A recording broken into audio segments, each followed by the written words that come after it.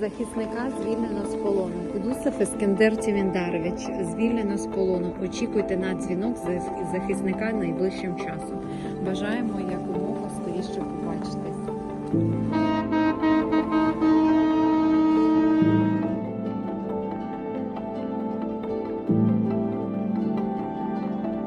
Я на тебе чекаю. А ти знаєш, де чекати. Правильно, будь там.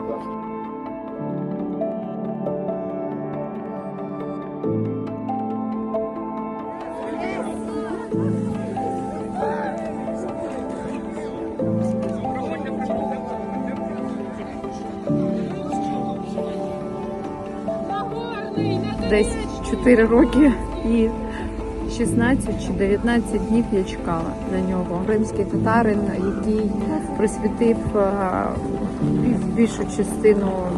більшу половину частини свого життя українському народові і морській піхоті. Він був засуджений на 29,5 років.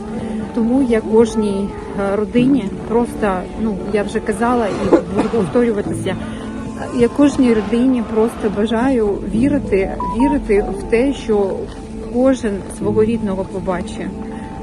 Не втрачайте віру, я вас дуже прошу.